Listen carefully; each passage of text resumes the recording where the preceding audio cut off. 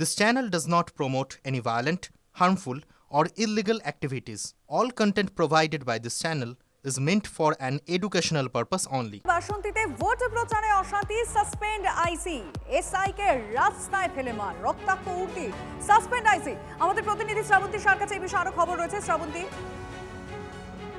আলিমা, বাসন্তীর ঘটনা এমন যেটাতে কড়া পদক্ষেপে কমিশন বুঝিয়ে দিয়েছে যে ভোটের আগে পরে এই ধরনের যে ঘটনা সেটা কোনোভাবেই বরদাস্ত নয়। আইসিকে সাসপেন্ড করা হয়েছে, তার অন্যতম বড় কারণ হলো আইসি কোন রকম মিছিলের অনুমতি না থাকার পরেও সেখানে কেন এই ধরনের মিছিল করতে দিলেন। দুই, যেরকম ভাবে সেখানে মোতায়েন ছিল সিআরপিএফ, কিন্তু তাদেরকে ডাকতে অনেকটা দেরি হয়েছে এবং দুই সেকশন মাত্র কেন কেন্দ্রীয় বাহিনী নিয়ে আসা হয়েছে যখন অশান্তির আঁচ এতটা ঘুরিয়েছে, সে নিয়ে গতকালই প্রশ্ন তুলেছিল কমিশন এবং তারপর তার পদক্ষেপ হিসেবে আজকের আইসিকে সরিয়ে দেওয়া হয়েছে, একই সঙ্গে তার বিরুদ্ধে ডিপার্টমেন্টাল প্রসিডিংস শুরু করা হয়েছে। ধন্যবাদ। বৃহস্পতিবার বাসন্তীর পর শুক্রবার রানাঘাট, প্রথমে পুলিশের রক্ত ঝরল আর আজ ট্রেনিং এ গিয়ে আক্রান্ত ভোট কর্মী। অভিযোগের তীর ভিডিও এবং বহিরাগত তৃণমূল কর্মীদের বিরুদ্ধে। হাঁসখালির ভিডিওকে শোকজ করা হয়। Elections in all these 4 states and the Union Territory of Puducherry shall be violence free and inducement free. অশান্তি ছাড়া, রক্ত ছাড়া ভোট, এই কথাটাই বলেছিলেন মুখ্য নির্বাচন কমিশনার জ্ঞানেশ কুমার। কিন্তু ভোট শুরুর আগে থেকেই যে রক্তের ফোঁটা পড়তে শুরু করেছে,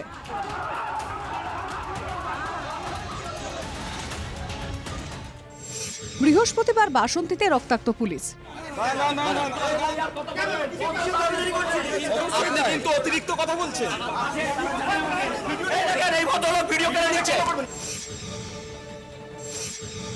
শুক্রবার রানাঘাটে প্রশিক্ষণে রক্তাক্ত ভোট কর্মী। রানাঘাটের দেবনাথ বয়েজ ইনস্টিটিউট, ভোট কর্মীদের প্রশিক্ষণ। সেখানেই হুলস্থুল।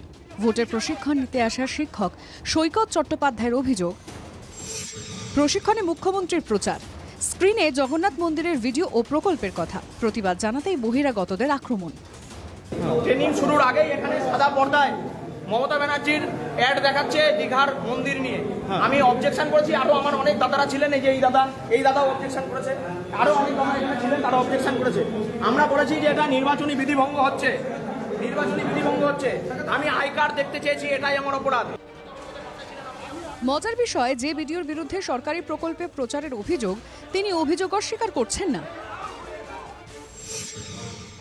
না, আমি অভিযোগটা মিথ্যা বলছি না। কথা হচ্ছে দুপক্ষের মধ্যে আমাদের কিছু স্টাফের সাথে ওনার একটা বাকবিতণ্ডা হয়েছে। না, আমি অভিযোগটা মিথ্যা বলছি না।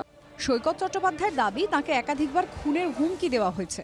আমাকে মৃত্যুর হুমকি প্রত্যেকটা মুহূর্তে দেওয়া হয়, প্রত্যেকটা মুহূর্তে। আমি বলেছি আমি আজকে মরলেও মরবো, 20 বছর পরে মরলেও মরবো। যিনি শিক্ষক নেতা সৈকত চ্যাটার্জি, তিনি প্রতিবাদ করেছেন। তার এই প্রতিবাদ করার জন্য মাননীয় পিডিও সাহেবের নেতৃত্বে একদল বাইরের তৃণমূলের গুন্ডা এসে সৈকত চ্যাটার্জির ওপর আঘাত আনে। বিজেপি প্রার্থী বিডিওর গ্রেফতারের দাবি তুলছে, পাল্টা ধর্মের কথা তৃণমূল নেতার মুখে। আমরা চাই এক্ষুনি এই ভিডিওকে অপসারণ করতে হবে এবং এই ভিডিওর বিরুদ্ধে ব্যবস্থা নিতে হবে। যখন জগন্নাথ দেবের ছবিটা দেখানো হচ্ছে, দীঘার জগন্নাথ দেবের ছবি, তখন ও চিৎকার করে উঠেছে এবং তার বিরাট প্রতিবাদ করেছে, কেন এইসব জিনিস হবে হ্যানত্যান করে। তা আমার কথা ছিল বিজেপি কর্মী হয়ে তাহলে জগন্নাথ দেবকে মানে না, তারা ওরা বলে হিন্দু দল করে। আসলে তো ওরা হিন্দু না। কড়া পদক্ষেপ নিয়েছে নির্বাচন কমিশন। জেলা নির্বাচনী আধিকারিকের কাছে রিপোর্ট তলব করা হয়েছে। অভিযুক্তদের বিরুদ্ধে মামলা দায়েরের নির্দেশ নির্বাচন কমিশনের। নদিয়া থেকে মহাদেব কুণ্ডুর রিপোর্ট, TV9 বাংলা।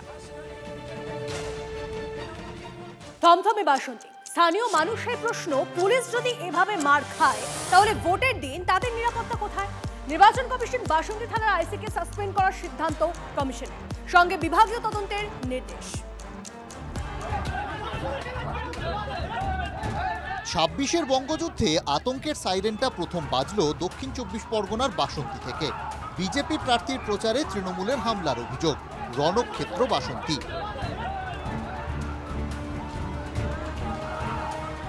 দৌড়ে পালাতে হলো পুলিশকে, রক্তাক্ত অবস্থায়।